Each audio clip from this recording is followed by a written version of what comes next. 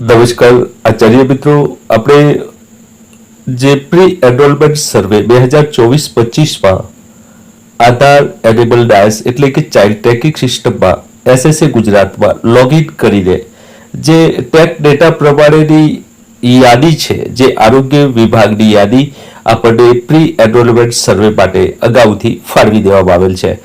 ત્યારે આ યાદીને આપણે અપડેટ કઈ રીતે કરવાની છે, ઘણા બધા જે આચાર્યશ્રીઓ અને શિક્ષક મિત્રોના જે પ્રશ્નો આવી રહ્યા છે કે આ યાદી અપડેટ થતી નથી એટલે કે ગ્રીન થતી નથી, તો એવા કયા કારણો છે જેના કારણે એ યાદી બરાબર રીતે અપડેટ થઈ શકતી નથી, તો આપણે આ વિડીયોમાં એના વિશે સોલ્યુશન બતાવવાના છીએ.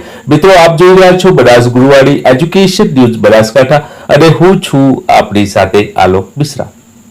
જો આપ પહેલી વાર બનાસ ગુરુવાણીનો વિડીયો જોઈ રહ્યા છો અથવા તો પ્રથમવાર આ ચેનલ ઉપર આવી રહ્યા છો તો સૌને નમ્ર વિનંતી છે કે ચેનલને સબસ્ક્રાઇબ કરી લેશો. આપણે આવનાર સમયમાં જે નવા વિડીયોની અંદર શિક્ષણ જગતની અગત્યની માહિતી પ્રોજેક્ટોની જાણકારી સાથે આવતા રહીએ છીએ. આવો સ્ટાર્ટ કરીએ આ વિડીયો. તો આપ સૌ જોઈ રહ્યા છો કે સૌ પ્રથમ આપણે પ્રી એનરોલમેન્ટ સર્વે ઉપર ક્લિક કરશું.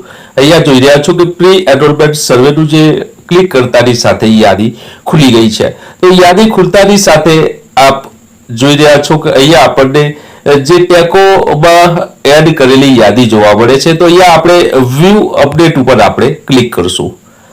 થોડી વાર રાહ જોઈશું, જ્યારે ડેટા ઓપન થઈ જશે ત્યાં સુધી રાહ જોવાની રહેશે. અને જે વિગતો તપાસતા છેલ્લે આપણે આ જે એના ફાઉન્ડી રજિસ્ટર એડ્રેસ નોંધાયેલ એડ્રેસ પર મળી આવેલ છે, ડાયટ મૃત્યુ પામેલ છે, માઇગ્રેટેડ ટુ અધર પ્લેસીસ અન્ય સ્થળે સ્થળાંતર કરેલ છે, already enroll in Balvatika other classes પહેલેથી જ બાલવાટિકા અથવા તો અન્ય વર્ગમાં નામાંકન થઈ ગયેલ છે, child with given detail does not exist આપેલ વિગતો પ્રમાણેનું બાળક અસ્તિત્વમાં નથી અને ડુપ્લિકેટ રેકોર્ડ. તો આ જે પણ ઓપ્શન્સ આપેલા છે એમાંથી આપણે એક ઓપ્શન સિલેક્ટ કરશું. અહીંયા એક ઓપ્શન સિલેક્ટ કરું છું. ઓપ્શન સિલેક્ટ કર્યા પછી આપણે થોડી વાર રાહ જોઈશું.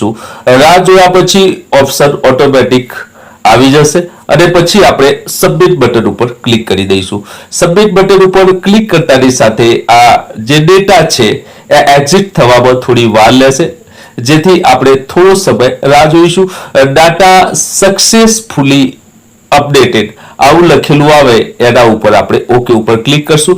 ઓકે ઉપર ક્લિક કરતાની સાથે આપણે થોડી સેકન્ડો રાહ જોઈશું અને પછી આપણે નીચેના વિભાગમાં જતા રહીશું.